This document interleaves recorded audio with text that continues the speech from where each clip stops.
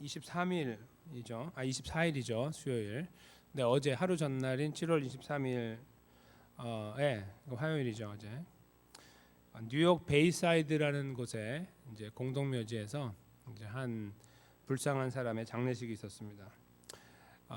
불과 13살밖에 되지 않는 이제 온두라스 출신의 여학생이었습니다. 이 학생은 자살을 했어요. 지난주 목요일, 그러니까 18일이죠. 그때 자살 시도를 해서 집에서, 그래서 이제 이미 병원에 옮겼을 때 이미 뇌사 상태였습니다. 그래서 이제 사망 판정을 받기 일보 직전에 이제 가족들이 와서 산소 마스크를 떼어서 이제 결국 사망 선고가 되고 장례식을 치르게 됐습니다. 이 아이의 이름이 헤이디 또는 하이디 가메즈 가르시아라고 합니다. 이름이 이제 하이디예요. 또는 헤이디. 근데 도대체 무슨 일이 벌어졌길래 자살을 하려고 했을까요? 하이디는 약 4년 전 2015년에 미국으로 들어오게 됐어요. 근데 들어올 때 신분이 뭐냐면 어사일럼이라고 영어로 하는, 그러니까 피난민이에요. 피난민으로 이제 오게 됐어요. 온두라스에서. 근데 온두라스는 2009년에 이제 쿠데타로 인해서 쿠데타 정부가 세워진 다음부터 지금까지 이제 10년이 지나가는데 나라가 거의 불법 천지의 나라라고 합니다.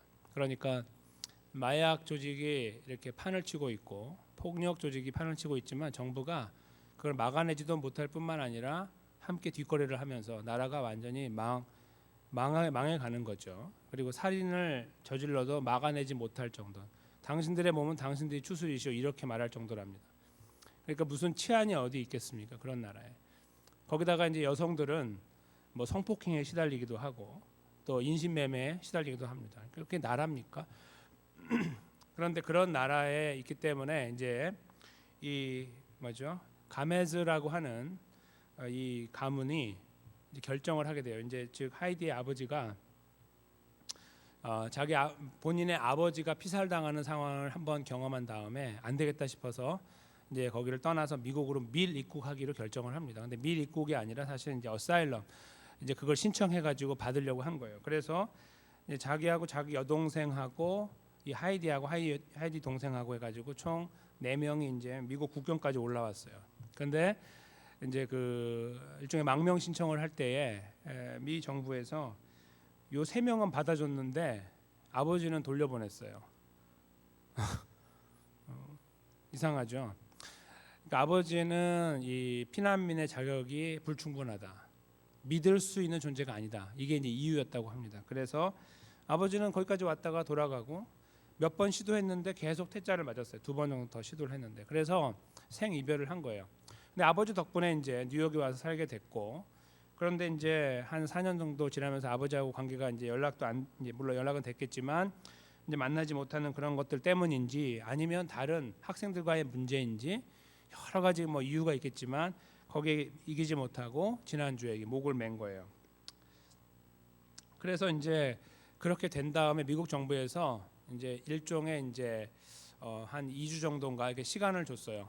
딸의 장례식이 있으니까. 그래서 이제 들어와서 아버지가 뉴욕에 와서 베이사이드에 와서 이제 장례식에 참여하게 되고 그때 이제 그 사진을 이렇게 보면은 뉴스에 나온 사진을 보면 이제 병실에서 이제 아직 마스크 떼기 전에 누워 있는 딸을 바라보면서 망연자실하는 그 아버지가 이렇게 딱 잡힙니다. 이름이 이제 매뉴엘이라고 하는데, 매뉴엘 가메즈라고 하는 이 남성분이 그렇게 나이도 많지 않겠죠. 근데 슬픔 속에 잠겨 있는, 얼마나 비참하겠습니까, 그렇죠? 그러니까 잘 살기 위해서 보냈는데 결국은 자기가 없을 때 목을 매달아서 떠나버린 딸을 바라보는 아버지의 심정 말이죠. 그런데 이제 이런 일이 벌어질 때에 이 뒤에서 이제 사실은 이 모든 일을 다 헤아리면서 이 일을 한 사람이 있어요. 그 사람이 누구냐면은 이 가족을 변호하는 변호사인데 이제 이민 변호사. 그 사람의 이름이 아니발 로메로예요. 다 이제 비슷한 사람들이에요. 남미 쪽 얼굴 보니까 그렇게 생겼는데요. 이분이 펌을 만들었어요. 그 변호사 이렇게 그 일종의 회사 같은 걸 이렇게 펌이라고 그러잖아요. 거기 변호사 모여 있는.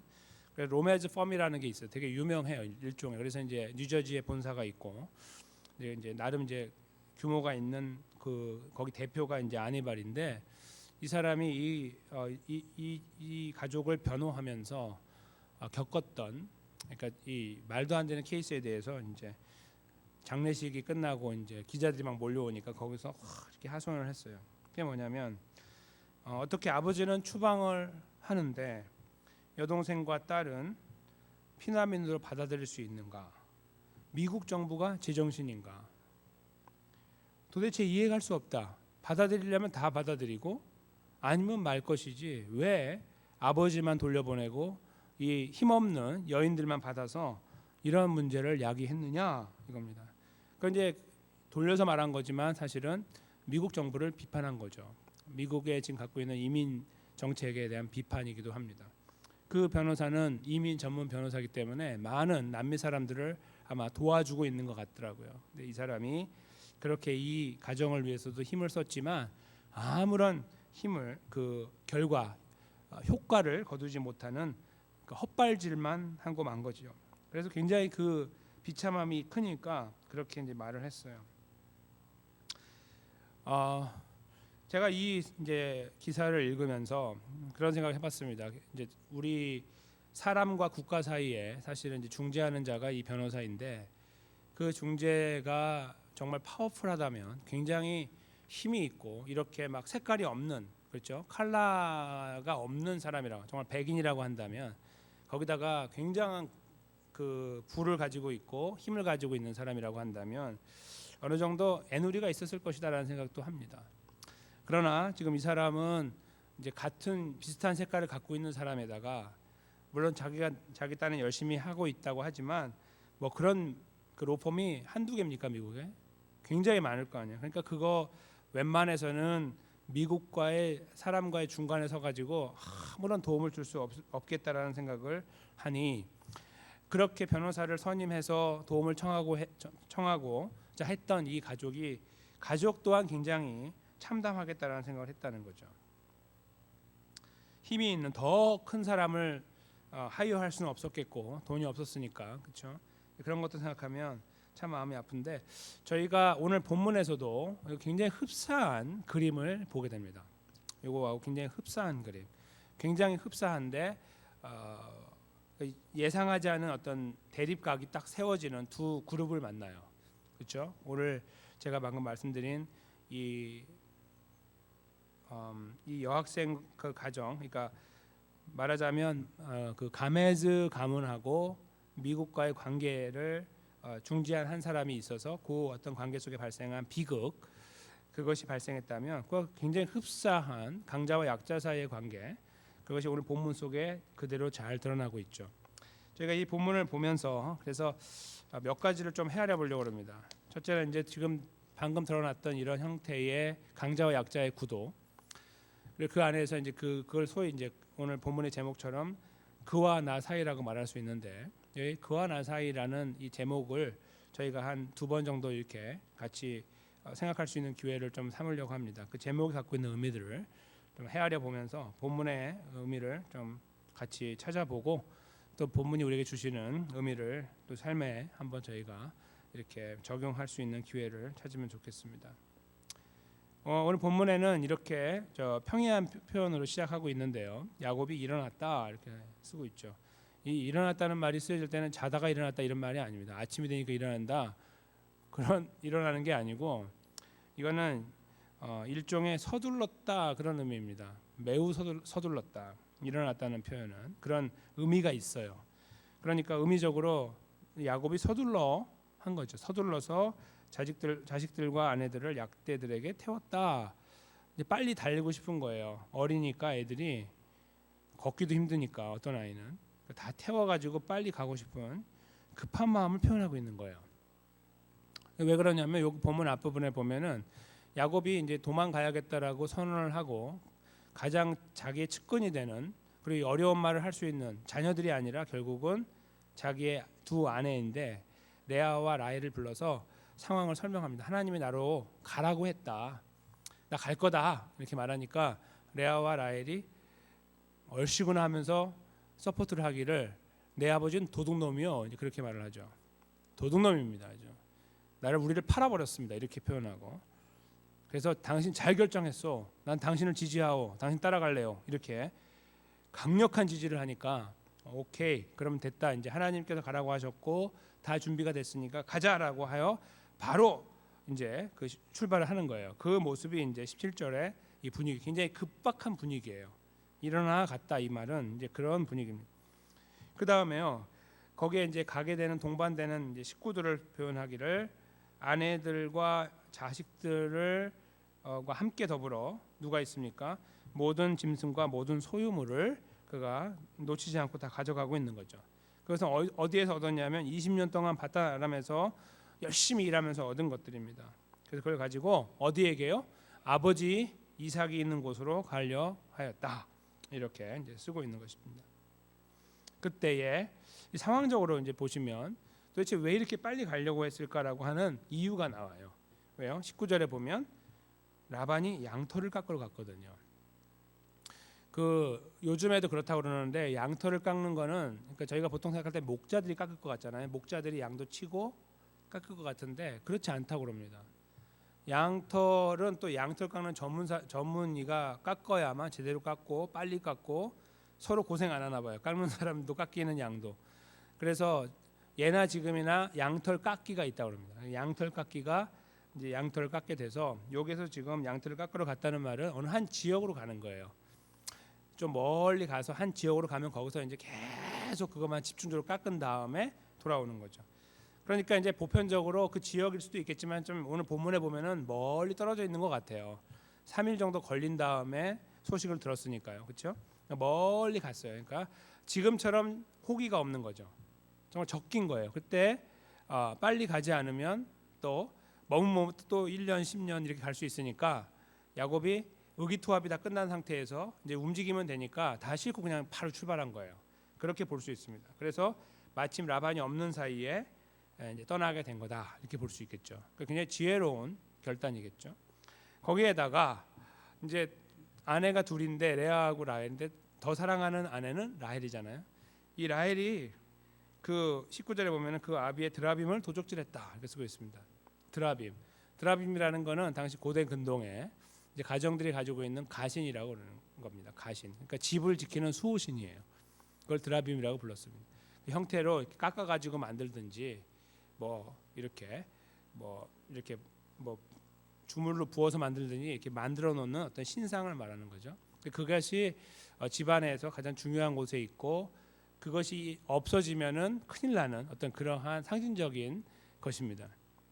그리고 라반은 뭐 하나님을 두려워하고 하나님을 섬기는 그런 사람이라기보다는 이제 일종의 이방 사람으로서 자리매김된 사람이라고 볼 수 있기 때문에 가신이라는 것을 가지고 있는 것이 아무렇지도 않은 그런 사람이다 이렇게 볼 수 있겠죠.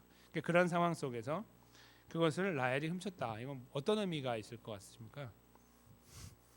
두 가지 의미가 있죠. 한 가지는 아버지를 지켜주는 신을 내가 가져감으로 그 보호를 내가 받겠다는, 라헬은 아직 하나님 모르니까요 제대로. 그러니까 그런 의미를 갖고 있고, 둘째는 망하라는 거죠. 아버지 이걸 가져가서 아버지 망하라 이거죠.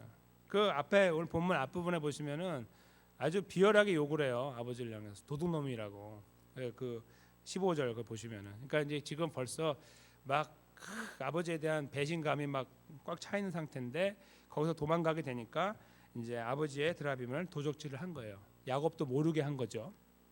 그렇게 해가지고 이제 길을 떠나게 된 것이 19절까지 말씀이에요. 그런 다음에 20절로 넘어오면 야곱은 그 거취를 아람 사람 라반에게 고하지 않고 가만히 떠났다라고 쓰고 있잖아요. 그래서 가만히라는 말은 조용이라는 의미도 있겠죠. 조용하게 떠났는데 그 의미적으로 보잖아요. 그러면은 이게 조용이라는 의미를 뛰어넘어서 도둑처럼 그런 의미가 있어요. 도적질한 사람, 그러니까 정말 도둑이 들어올 때 이렇게 나가는 것처럼 조용히 들어왔다 나가는 거 있잖아요. 그런 형태를 말해요. 그런 의미가 있어요. 그러니까 조용히 가만히 나갔다는 거는 살금살금 도둑이 도망가는 것처럼 갔다는 거예요. 이렇게 그렇게 갔고요. 근데 그 표현을 조금 더 분명하게 표현하는 것이 그 다음 절에 나와요. 21절 마지막 절에 보세요. 마지막에 도망이라는 표현이에요. 도망. 그러니까 지금 17절부터 시작하는 분위기, 뭔가 음산한 분위기에 뭔가 이렇게 뭔가 이루어질 그런 분위기가 탁 연출되면서 조용히 일어나 가지고 빨리빨리 움직이면서 뭔가를 챙기고 그 다음에 뭐예요? 도둑이 가는 것처럼 그 다음에 도망했다 이렇게 보는 거죠. 왜냐하면 그때가 적기였으니까요. 삼촌이 안 계시니까요. 약 3일길 정도 떨어졌을 것으로 예상하는 멀리 갔으니 이때처럼 좋은 게 없잖아요. 그래서 그렇게 떠나게 되는. 그래서 21절 앞부분에 보면 모든 소유를 이끌고 강을 건넜다. 이 강은 이제 보통 유프라테스 강으로 생각을 해요. 유프라테스 메소포타미아에 이제 있는 유프라테스 저 위쪽에 상류 지역을 생각합니다. 그 강을 건너서 내려왔을 것이다 이렇게 생각하죠. 그런 강, 그 강을 건너 길르앗산을 향하여 도망했다. 그렇죠? 근데 도망하고 나서 이제 소식이 어디로 갑니까? 삼촌 라반에게 가죠. 얼마 걸려서 가요? 3일. 그러니까 예를 들어서 야곱이 도망간 다음에 아무도 없으니까 사람들이 이렇게 느긋이 있다가 3일 만에 이렇게 소식을 전했단 말일까요? 그렇지 않은 거죠. 바로 가자마자 알았겠죠. 가족 식구들이. 그러니까 빨리 전해야 될 거 아니에요. 그러니까 빨리 와서 했는 그 거리가 3일쯤 된 거다 이렇게 보면 되는 거죠. 그러니까 3일쯤 걸린 거리에서 다시 돌아와서 3일 와서 다시 간 게 한 4일 간 거예요. 그래서 7일 간 거죠. 그 다음 절에 보시면 23절에 7일 길을 쫓았다. 정신없이 쫓아가겠죠. 그 형제들을 거느리고 이놈 봐라 하면서 막 간 거죠.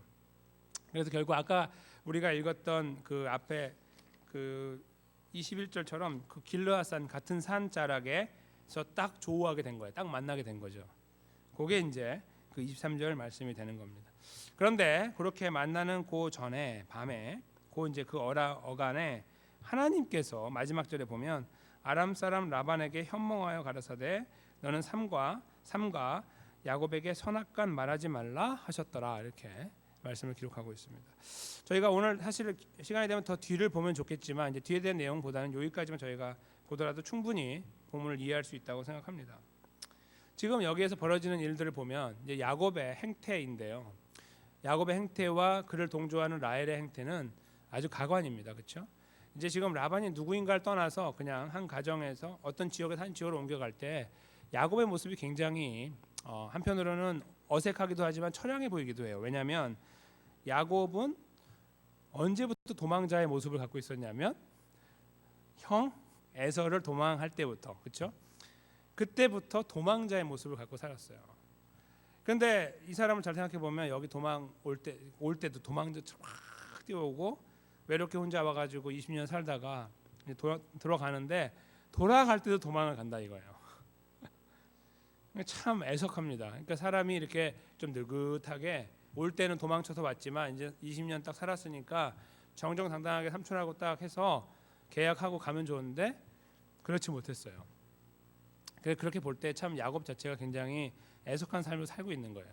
제가 야곱이 잘못했다 그런 것이 아니라 그의 방법이 굉장히 이렇게 애석하다는 거예요. 항상 도망을 가야 되고 초라하고 막 초조하다는 거예요. 뭔가 막 이렇게 초조한 이런 모양으로 그의 인생이 그려지니까 참 안 됐어요. 20년을 살았다는 것 자체가. 뭐 거느린 거 좀 있으면 뭐 합니까? 마음이 항상 불안한데 이제 앞으로 가면 누구를 또 만나야 됩니까? 형 만나야죠. 큰일 났죠. 근데 그거 가기 전에 벌써 죽기 생겼어요. 지금 라반에게 잡혀갖고. 그래서 이제 그렇게 도망치니 자기 딴에는 이게 최선이라고 생각하고 왔는데 삼촌이 자기를 따라잡았어요. 연락이 달려와가지고 막 말타고 막 달려왔겠죠. 그러니까 어린 아이들까지 데려가는 이 양하고 같이 움직이는 이 떼를 금방 잡을 거 아니에요. 거기까지 계산을 못했는지 아니면 계산했지만 방법이 없어 그거밖에 못했는지 모릅니다. 라반은 야곱과의 관계에서 10번 계약을 어겼다고 본인이 야곱이 말을 했죠. 삼촌이 저한테 10번이나 그러니까 삼촌이 자기에게 10번의 약속을 어겼다라고 표현하고 있거든요. 그러니까 야곱이 이렇게 초라한 결정을 이렇게 좀 불안한 결정을 내리는 데에는 또 이유가 있는 거죠.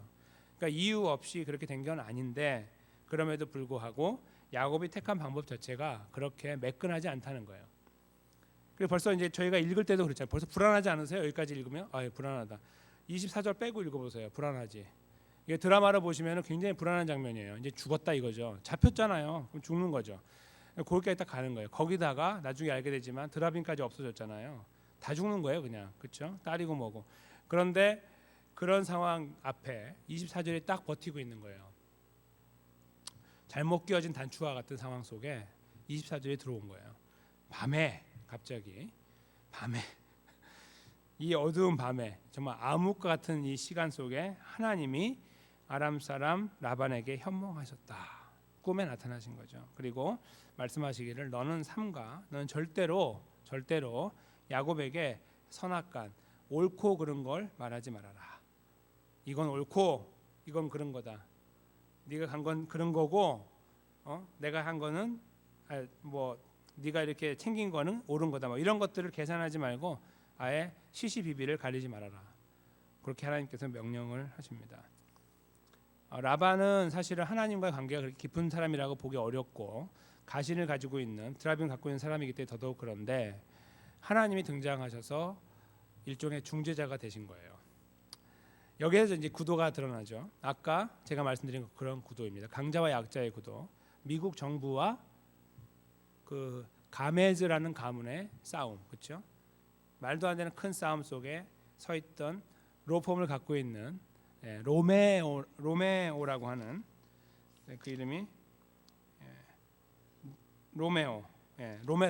로메로라고 하는 사람이 그 변호사 팀이 등장해 가지고 디펜스를 했습니다. 막아내려고 했죠. 근데 이 중재자가 어떻게 했습니까? 그 효과가 있었습니까? 없었죠. 보장할 수 없는 미래, 그거를 위해서 변호사가 등장했지만 결국 패하고 말았습니다. 네, 오늘 본문에 등장하고 있는 중재자는 좀 다릅니다. 그렇죠? 아직 싸움은 다 끝나지 않았지만 벌써 그림이 잡힙니다. 누구하고 누구입니까? 강자인 라반과 약자인 야곱이죠. 그 둘의 대립 구도 가운데 하나님이 개입을 하신 거예요. 그 가메즈 가문은 변호사를 돈을 주고 선임했겠죠. 야곱은 하나님을 선임했습니까? 안 했습니까? 선임 안 했어요. 돈도 없고, 그렇죠? 그리고 그의 머릿속이 텅 비어 있었나 봐요. 아무래도 너무 급하고 그러니까 하나님을 부르지도 않고, 그렇죠? 그냥 막 내립다 달린 거죠. 그냥 간 거예요. 자기 계획을 이루기 위해서 달렸습니다. 하나님의 도움을 청하지 않은 사람, 그렇죠? 하나님이 그냥 가만히 버려두어도 이런 반고 하나님께 불만을 토할 수 없는 상황, 그렇죠? 그런 상황과 그런 사람이에요. 근데 거기에 하나님이 개입하신 겁니다. 이 24절 밤에라는 표현은 밤에 잠을 자니까 밤이지만 상황을 말해주는 거예요. 깜깜한 거예요. 이제 죽은 거죠. 그 상황에 하나님이 개입하셨다. 그렇게 본문이 이제 쓰고 있는 겁니다. 그리고 그 내용을 보니까 개입의 내용이 뭐예요? 너 건드리지 마라. 가만 안 둔다 이런 거죠. 그러니까 지금 누구 편에 서서 하시는 거예요? 변호사죠. 정말 변호사처럼 약한 약자인 야곱의 편에서 그를 보호하고 있는 거예요. 그런 하나님의 모습이 등장을 합니다. 그래서 저희가 이 본문의 제목에 나와 있는 그와 나 사이라고 할 때 본문의 내용으로 보면 그는 여기서 라반을 말하고 나는 야곱을 말하겠죠. 그렇죠? 그와 나 사이. 그와 나 사이에 누가 들어오신 거예요? 하나님께서 들어오신 거예요. 중재자가 되셔서 그 변호사가 되셔서 약한 야곱을 보호하기 위해 들어오셨다. 해서 처음으로 저희 구조적으로 볼 때 본문에서 그 하나님, 그와 나 사이에 있는 하나님을 한번 저희가 헤아려 보게 됐습니다. 그런데 그와 나 사이에 있는 이 하나님을 헤아려 본 저희가 조금 더 저희 내용을 확장해 본다면 조금 다른 측면에서 이 부분을 볼 수 있습니다. 그와 나 사이에 계신 하나님, 그 내용에서 하나님이 계실 때에 하나님이 어떻게 거기에 들어오게 되셨는가를 한번 생각해 보십시오. 하나님은 야곱과의 관계 때문에 거기 들어오셨어요. 선임하지도 않았는데 들어오셨죠. 라반 때문에 들어온 게 아니라 야곱 때문에 들어오셨습니다. 그럼 야곱은 어떻게 하나님을 선임할 수 있었을까요? 하나님이 어떻게 스스로 야곱을 변호하기 위해 들어오셨을까요? 하나님께서 야곱과의 관계를 맺고 있기 때문이죠. 그렇죠? 하나님은 그의 할아버지였던 아브라함 때부터 약속을 주셨고 언약을 계속 이루어 오셨어요. 그 언약의 연속선상에서 하나님은 결코 야곱을 포기하지 않으셨습니다. 포기하시면 안 돼요. 하나님의 신실성이 무너지기 때문에. 그러니까 하나님은 그것 때문에 그를 끝까지 붙잡아 오셨습니다. 즉, 이 그와 나 사이의 관계 속에 하나님이 개입할 수 있는 근거는 하나님께서 야곱과의 관계가 있었기 때문이라는 거예요. 관계가 탄탄한 관계가 있었기 때문입니다. 야곱이 그 관계를 유지했기 때문이 아니라 하나님께서 그 관계를 유지하셨기 때문에 이 어려운 관계 속으로 들어오신 겁니다. 그런 의미에서 그와 나 사이에 그는 누굽니까? 하나님이죠. 그리고 나는 야곱인 거예요. 그러니까 그와 나 사이라는 이 표현은요, 첫째로는 삶에서 만나고 있는 그 누군가 대상이나 아니면 환경이나 사람을 말하는 거예요. 그런 것들과 나의 사이 속에 하나님이 계시다는 것을 설명하는 표현이고, 그 다음에 그는 그 하나님이 거기 왜 계신가를 물을 때에 하나님과 나와의 관계 때문에 거기 계신다는 것을 저희가 찾게 된다면, 여기서 말하는 그는 또 하나의 의미로 바로 우리가 관계하고 있는 하나님을 말씀하고 있다라고 알게 된다는 거예요. 하나님과 나 사이인 거죠. 그럼 거기 사이에는 무엇이 있어야 될까요? 야곱의 그 삶에서는 보이지 않는 거죠. 야곱의 삶에서는 보이지 않는, 그러나 저희들 삶에서는 보이는 것이 있습니다. 누가 거기 있죠? 예수 그리스도가 계시죠. 하나님과 우리 사이의 관계는 이미 죄로 인하여 다 브로큰 릴레이션십, 다 깨져버렸습니다. 더 이상 회복 불가능한 관계로 전락했습니다. 그리고 그 누구도 그것을 거론할 수도 없고 만질 수도 없고 회복할 수도 없었죠. 아예 그것이 그렇게 됐는지도 몰랐어요. 저희는, 그렇죠? 그것이 인류였습니다. 그런데 하나님께서 그 관계를 회복하기 위하여 예수님을 이 땅에 보내주셨습니다. 그 예수 그리스도께서 이 땅에 오셔서 십자가에 돌아가시고 부활하시는 그 사건을 통하여 무엇을 하셨습니까? 저희를 구원했다고도 말하고, 또 다른 표현을 하면은 관계를 회복했다고 말해요. 성경에 보면. 그러니까 구원했다는 말의 또 다른 의미는 관계가 회복됐다는 겁니다. 누구하고 관계가요? 하나님하고요. 그러니까 그와 나 사이의 관계를 저희가 조금 더 한층 더 아래에서 본다면, 하나 더 내려와서 본다면, 저 위에 있는 라반과 야곱의 관계가 중요한 게 아니라는 걸 알게 돼요. 그거는 표면적인 관계예요. 더 중요한 것은 그 관계를 형성하고 성공적으로 만들어 나가는 그 키는 하나님이신데, 하나님과 야곱의 관계가 형성되는 것이 더 중요하다는 것을 알게 됩니다. 그 관계가 없으면 오늘 본문의 그림은 없기 때문입니다. 그렇죠? 그래서 그 관계를 저희가 하나님과 야곱의 관계를 들여다보면 하나님의 신실한 사랑이 보이고 야곱을 품고 계신 하나님의 은혜가 보입니다. 야곱은 그 은혜를 받을 만한 자격이 결코 없습니다. 하나님은 계속 그것을 보여주는 모습으로 등장을 하고 계시죠. 그러니까 하나님의 신실하심이라는 것이 이 관계를 붙잡고 감으로써 가는 동안에 만나는 또 다른 그렇죠? 제3자, 즉 하나님 말고 내가 맺어가는 관계 속에서 있는 일들 속에서 소위 갑과 을의 관계라고 하는 또 큰 문제와 또 우리가 해결할 수 없는 것처럼 보이는 일들, 그런 것들과의 관계 속에 개입하신다는 것입니다. 그 하나님께서. 그리고 우리는 그 하나님의 개입하심을 통하여 다음 걸음을 계획하고 걸어갈 수 있게 된다는 것이죠. 그렇기 때문에 지금 눈에 보이고 우리가 만나는 일들은 늘 만나는 거예요. 그렇죠? 죽을 때까지, 세상을 떠나 주님 앞에 갈 때까지 늘 만나는 일들이 계속 되게 되어 있습니다. 근데 그 관계에 우리가 많이 집중을 하고 살죠. 야곱이 하는 것처럼 야곱의 지금 머릿속에는 그 관계에서 그걸 극복하기 위한 자기만의 아이디어가 도망가는 거였고, 그러니까 가는 겁니다. 근데 그것은 아무런 효력이 없었고 죽음에 맞닥뜨리게 된 겁니다. 그때에 하나님의 개입하심이 문제를 해결하는 것을 오늘 본문에서 이제 그 서론을 보여주고 있는 거죠. 이렇게 해결될 거라는 그림을 보여주고 계시는 것이 저희들에게 주시는 의미가 무엇일까? 저희가 잠시 생각해 본다면 야곱처럼 저희가 살아가는 인생이 금방 눈에 들어옵니다. 그렇죠? 야곱처럼 그렇게 막 맹목적으로 산다 그런 말씀이 아니고요. 그냥 저희는 그렇게 산다는 거예요. 그냥 그것이 어떻게 드러나건 관계없이 우리가 머리로 계획하고 있는 것들이 굉장히 많이 있다는 거죠. 이렇게도 계획하고 저렇게도 하고, 이렇게 하면 잘 될 거 하고 저렇게 하면, 그런 것들이 계속 우리 안에 이렇게 떠오르게 되어 있죠. 사람과 대화하다 보면 새로운 아이디어가 떠오르고, 그런 것들을 더 우리가 발전시키면은 그것이 이루어지는 것처럼 보이고, 막 이렇게 여러 가지 것들을 한꺼번에 저희가 가지고 살아가요. 관계를 맺어 나갈 때 말이죠. 그와 나 사이, 소위 그와 나 사이를 만들어 나갈 때 우리는 그렇게 한다는 거예요.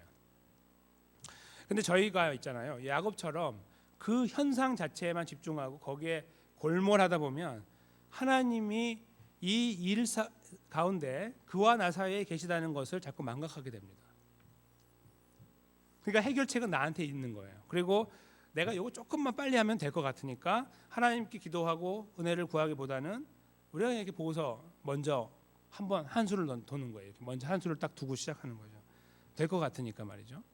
오늘 야곱이 한 것처럼 이때다 하고 자리를 박차고 나간 것처럼 말이에요. 주님, 때가 언제입니까? 언제 가야 될까요? 하나님 가시라고 하셨는데 언제 가면 될까요가 아니라 그것도 잠깐 금방 없애고 자기가 현상을 볼 때 그와 나 사이가 보일 때 지금이라고 판단하는 그때를 기점으로 행동을 하는 거예요. 그것이 우리 안에 충분히 존재하게 됩니다. 그렇죠? 우리 삶에서 보여지는 일들 말이에요. 우리가 지금 둘러싸여 살아가고 있는 많은 일들을 말하는 겁니다.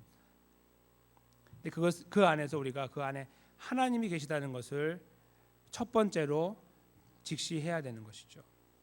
야곱과 라반 사이에 계신 하나님을 저희가 보는 것처럼 이 일 속에서 저 사람과 나, 이 일과 나 사이의 관계에 하나님이 계시다. 하나님이 중재하시고 역사하신다라는 이 분명한 관점을 첫 번째로 회복을 해야 된다는 거예요. 그때 저희가 취하게 되는 거는요. 하나님 당연히 의지하고 기도하는 거게 되겠지만 그걸 조금 더 제가 여기서 말씀드린 것처럼 먼저 하나 더 생각하게 되는 한꺼풀 먼저 생각해야 될 것이 있다면 그것은 바로 이 관계가 어떻게 형성되었는가라는 생각일 것입니다. 즉 하나님 계시니까 붙잡아야지라는 그 생각보다 그걸 더 강력하게 만들어주는 에너지는 어디서 나오냐면 하나님이 왜 여기 계시지? 라는 질문에서 나온다는 거예요. 즉 이 문제와 나 사이에 있는 하나님은 왜 내 앞에서 나를 돕고 계시냐 이거예요. 그 사이에 서가지고 우리가 그만큼 준비가 됐기 때문에요? 아니요. 오늘 야곱이 보여주는 이 그림 그대로입니다. 아무것도 야곱은 하나님께 보일 것도 없고 초라합니다. 그런데 하나님이 그를 사랑하시는 사람으로 들어오셔서 하신 것처럼 바로 하나님과 나 사이를 맺어주신 예수 그리스도가 아무런 공로가 없는 저희들을 위해 십자가에 돌아가시고 부활하셔서 우리를 구원하셨기 때문입니다. 그래서 예수님의 그 죽으심이 하나님과 우리의 관계를 회복하여 우리가 그 하나님 예수님의 은혜로 말미암아 이 새로운 관계를 하나님과 형성하였으니 하나님이 거기 계시는 거예요.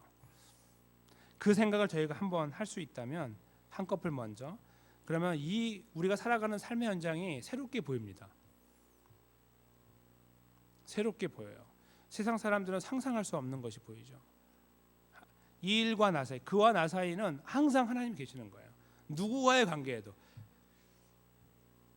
그래서 예수님의 그 십자가의 죽으심과 부활에 대하여 설명하기를 디모데전서 2장 5절에 이렇게 표현하죠. 하나님은 한 분이시요 또 하나님과 사람 사이의 중보도 한 분이시니 곧 사람이신 그리스도 예수라. 아멘. 이렇게 표현하고 있습니다. 즉 하나님이 왜 앞에 계시냐 하면 우리가 그만큼 잘났고 사랑스럽기 때문이 아니라 우리는 굉장히 못났고 굉장히 혐오스러운 존재인데 예수 그리스도가 하나님과 우리 사이에 계시기 때문이라는 거예요. 이걸 만약에 그림으로 그린다면 그 저 멀리 있는 삶의 현장과 우리와 사이에 하나님이 계시고 예수 그리스도가 계시는 거예요. 그렇죠? 그 그림을 저희가 다 볼 수 있어야 됩니다. 이렇게 단계별로. 그런데 우리는 보통 저기만 보고 있는 거예요. 저 멀리. 계속 그거 보니까 막 힘들고 좌절되고 절망되고 죽겠고 다 끝난 것 같고 이런 거예요. 거기에 모든 게 있으니까요. 근데 여기 보면은 하나님 계시고 그 사이에 예수님이 계시는데 우리 그 부분들을 점프를 하는 거예요. 마치 오늘 야곱이 보여준 이때다 하고 그냥 가는 것처럼 할 때가 저희 안에 있는 것이 아니냐 하는 것입니다. 그렇게 우리 안에 서 계신 예수 그리스도를 우리가 바라보고 감사할 수 있을 때에 저희가 이 삶의 걸음을 주님께 의탁할 수 있는 자리에 서게 됩니다. 즉 그와 나 사이에 계신 하나님을 의지하게 된다는 겁니다. 감사함을 가지고 말이죠. 뭐 다 그렇게 하는데 이런 생각이 안 되죠. 우리가 어떻게 그 예수 그리스도의 은혜로 구원받았는가 이게 가장 먼저 생각이 되는 거예요. 기도하기 전에. 그렇지 내가 하나님의 자녀가 되었지. 이런 그림들을 거기서 우리가 그려내게 됩니다. 그렇게 할 때에 비로소 하나님이 보이는 거죠. 중재자 하나님이 보이는 거예요. 그래서 하나님께 의탁하게 되고 문제를 해결하게 되는 겁니다. 저희가 살아가는 이 삶의 현장이 저희들에게 너무 각박하고 또 혼란스럽고 야박하고 또 우리 편이 아닌 것처럼 보일 때 저희가 바로 이 말씀을 기억하면 좋겠습니다. 야곱과 라반의 관계. 이것은 저희들의 삶을 아주 적나라하게 보여주는 그림입니다. 아까 서두에 말씀드린 것처럼 강자와 약자 사이에서 벌어지는 일들, 거기에 정의가 없어 보이고 굉장히 어색한 결정들을 내리는 미국 정부의 그런 태도들이 안타깝고, 즉 그 아버지는 안 되고 딸하고 여동생은 된다는 이상한 논리 같은 것들, 그런 것들이 세상 속에 있어서 거기에 피해 보는 사람이 얼마나 많겠습니까? 13살 아이가 목숨을 끊었어요. 여기 올 때 9살이었겠죠. 4년 전이었으니까. 그 아이가 자기 스스로 그걸 바라보고 있는 아버지, 그렇죠? 그게 우리 삶에 일어나고 있는 현실 아닙니까? 약자들이 누리는 게 아니라 약자들이 지나가야 되는 현장 아니에요? 눈물의 골짜기 같은 그런 시간들. 그 눈앞에 있다 보면 저희가 굉장히 각박하다는 생각 때문에 자꾸 쪼그라들고 너무너무 마음이 막 이렇게 그 불안하고 있잖아요. 초조한 거예요. 막 그럴 때 저희가 이 말씀을 기억하면 좋겠습니다. 바로 그때 어쩌면 저희가 지금 그 자리에 그런 모습으로 있는지 모릅니다. 그러나 이 말씀 속에 등장하고 있는 하나님의 은혜는 분명히 그와 나 사이에 존재하고 계시며, 동시에 그 하나님과 나는 예수 그리스도 때문에 완성된 관계가 되고 회복된 관계가 되었다는 것. 그래서 저희가 한번 이렇게 되뇌어 볼 수 있을 때 저희가 기도를 시작하는 순서를 조금 다르게 하여 기도할 수 있을 것입니다. 그렇죠? 문제로 바로 뛰어가는 것이 아니라, 저 산더미 같은 문제가 있는데, 참 감사하다. 내가 하나님하고 관계가 형성되어 있다니. 주님이 나를 위해 십자가에 돌아가시고 부활하셔서 내가 하나님 아버지로 부를 수 있다니. 여기에서 시작한다는 거예요. 그래서 하나님 아시죠? 하고 이제 하나님 부르는 거예요. 그때. 그렇죠? 저기 있는 문제 때문에 하나님 죽겠습니다가 아니고 죽겠네 진짜 하면서 여기를 보는 거예요. 어떻게 하나님이 나의 아버지가 되시고 나의 생명을 지키시는 분이 되시고 삶을 인도하는 분이 되시는가? 나의 삶을 책임져 주시는가? 하나님 안에 참 감사하다. 그리스도의 죽으심과 부활이 참으로 감사하다라고 고백하게 된다는 것입니다. 어떠신가요? 저희 안에 지금 막 말씀 들으시면 떠오르는 생각들이 많으신가요? 어떤 문제들이 갑자기 떠오르십니까? 저기 있는 태산은 어떤 것이 있으신가요? 누구에게나 다 있는 태산의 문제, 태산같이 다가오는 문제, 도무지 꺾일 수 없는 것처럼 보이는 일들, 그런 것들 눈앞에 혹시 있으신가요? 행여 저희들이 야곱처럼 있잖아요. 막 급한 마음을 가지고 지금까지 그 문제를 딜하해 왔다 할지라도 오늘 이 말씀을 근거로 저희가 다시 한번 새롭게 문제를 바라봤으면 좋겠습니다. 그리고 우리 중간에 서 계시는 하나님을 볼 수 있는 이 은혜가 그리스도 때문에 우리 안에 있다는 사실을 기억하면서, 그 예수 그리스도는 어디 계시죠? 성령님을 통하여 우리 안에 계시고, 그렇죠?